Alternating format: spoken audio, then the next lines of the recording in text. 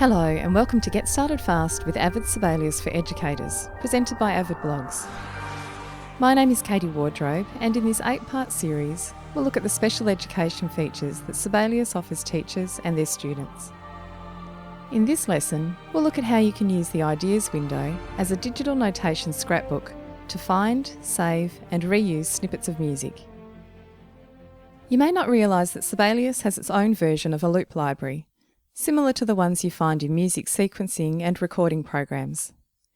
You can open the Ideas window by going to View, Panels, Ideas, or you can use the shortcut Ctrl-Alt-I or Command-Option-I on a Mac. The Ideas panel is a notation loop library, a place where you can find existing snippets of music, that is, musical ideas, that you can use in your own scores. In addition, you can capture and store your own snippets of music notation so that you can use them in the future. It's an effective way to save themes or motifs that you don't currently have a use for. It's also a great place to store short musical phrases, such as drum patterns, that you use over and over again across multiple scores. Saving these patterns into the Ideas panel saves you recreating them many times over. An idea can be anything from a single note to a bar, a phrase, or an entire passage of music spanning multiple staves. Examples include ostinati, guitar riffs or licks, drum patterns, themes or motifs, cadenza ideas, entire chord progressions, horn lines, or even a series of chord symbols. The Ideas window has two views, a compact view and a detailed view. By default, it opens in the compact view, but you can switch to the detailed view by using this button in the bottom right corner. Click again on the compact view button to return to compact view. There are 3 sections in the Ideas panel. The score list contains just the ideas that have been created in your current score. It will appear empty until you create your first idea. The library list shows Sibelius' supplied collection of more than 2,000 ideas. And the All list shows both score and library ideas at the same time. First, we'll explore the provided library of ideas. Type 1 or 2 search terms or keywords, such as an instrument name, musical genre or mood, and then press Enter or Return on Mac. You can also click on the little arrow on the right of the search bar to view the most frequently used tags, and then select one of the options in the drop-down menu. A list of musical ideas matching your search terms will appear below. Each one shows a short preview of the idea, just 2 or 3 bars. The different colours represent different genres of music.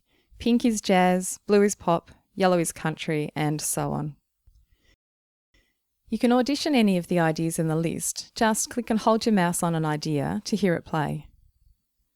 Sibelius will play back the idea in a loop, up to 8 times, until you release the mouse. At the bottom of the Ideas window, there are a series of useful buttons that allow you to copy, paste, edit, and delete the idea, as well as some other actions that we'll look at in a moment. Detailed View shows you the complete notation of the selected idea, and you can see other information in a list, such as the idea tags and the length in bars. In this view, you can sort the ideas shown by a specific column, such as key signature or tempo. Simply click on the column header.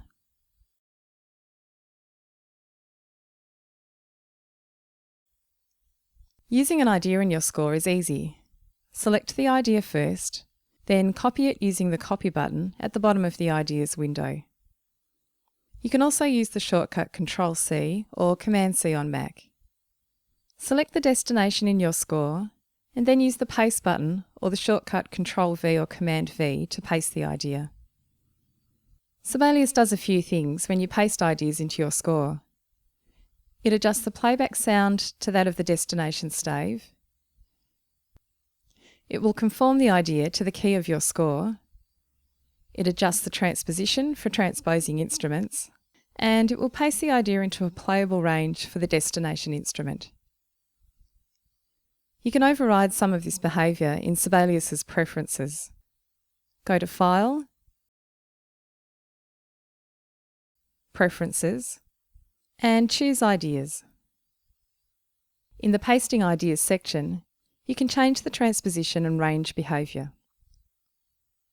If you'd like to see where students have used ideas in their scores, you can turn on Create Coloured Highlight. Once this has been turned on, any pasted ideas will appear in the score with a coloured highlight behind them. If the idea that you've pasted is something that needs repeating, such as an ostinato, you can use the shortcut R for repeat to repeat the idea as many times as needed. You can also use the multi-copy function to paste it into many bars at the same time. With the idea selected, copy it to the clipboard and then select all of the destination bars by clicking the first bar and then shift-clicking in the last bar. Press Ctrl-V or Command-V to paste, and the idea will fill all of the selected bars simultaneously. It's also very easy to capture and store your own ideas in the Ideas window. First, select some music in your score. It can be a single note, a few bars on one stave, or hundreds of bars across multiple staves. On the Home tab, click on Capture Idea or use the shortcut Shift-I. Your captured idea will appear at the top of the list of score ideas. If you can't see it there, make sure you have nothing entered in the search field.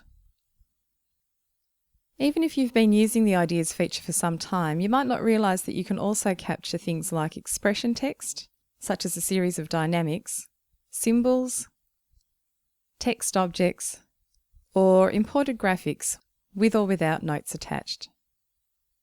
One thing you can't capture are system objects such as tempo markings, repeat bar lines, or time signatures. Each captured idea contains tags, that is, keyword search terms, that allow you to find the idea easily later on.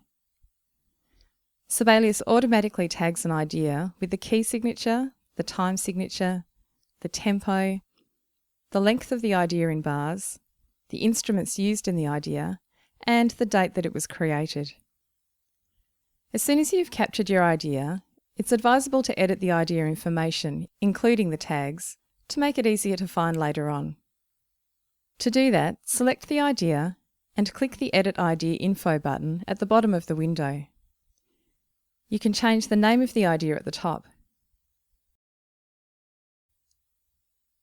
Add some keywords or search terms into the tags box, each one separated by spaces.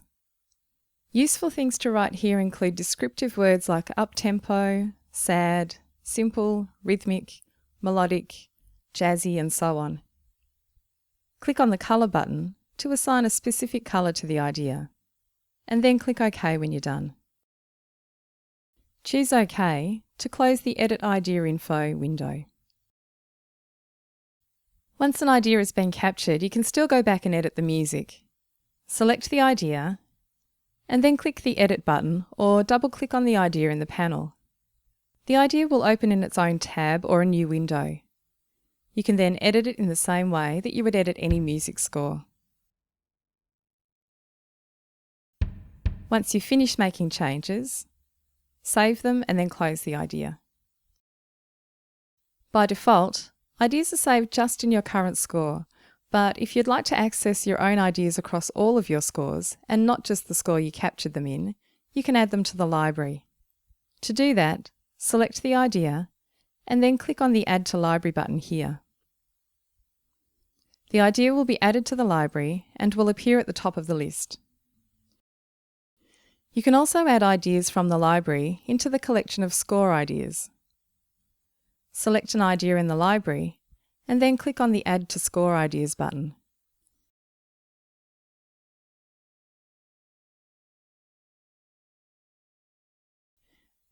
As a teacher, you can use ideas to easily set up score templates that contain a palette of musical ideas for your students to work with.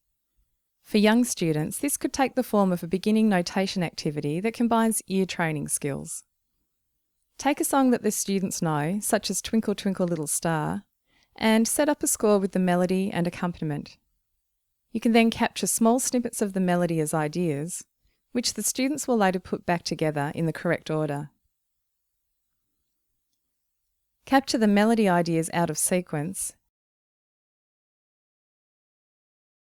and label them with random letters or numbers to disguise their order. Once you've captured the melody as separate ideas, you can go ahead and delete it from the score.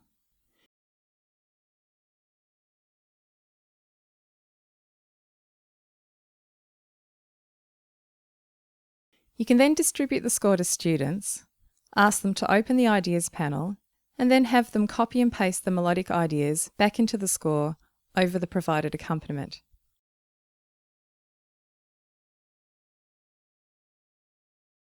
For middle school students, you could set up a series of blues ideas for them to use as a basis for a 12-bar blues backing. Click on Library and search for ideas in a blues style. You can then copy any suitable ones to the collection of score ideas, allowing you to provide students with a concentrated shortlist rather than giving access to Sibelius's entire library of 2,000 ideas. To copy an idea from the library, select the idea in the library list and then click on the Add to Score Ideas button. Sibelius also gives you the option to turn off student access to the library ideas for a particular score. Once you've set up the score ideas with blues bass lines, melodies, drum parts and so on, click on File and in the Score Info section, check the Show Ideas from this Score Only box. Older students can use ideas to store their own original themes or motifs for use in their own compositions. Once captured in the Ideas window, it's easy for them to create variations, such as changes in tonality, instrument, range or rhythm, by editing the idea.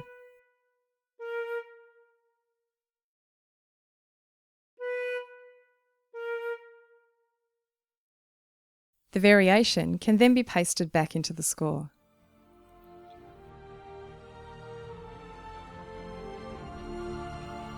That wraps up the 5th Get Started Fast with Avid Sibelius for Educators lesson. In the next lesson, we'll focus on easy ways to receive student scores and how to share audio or video versions of your scores. To watch the entire Get Started Fast with Sibelius for Educators series, join us at avid.com/Sibelius Educators.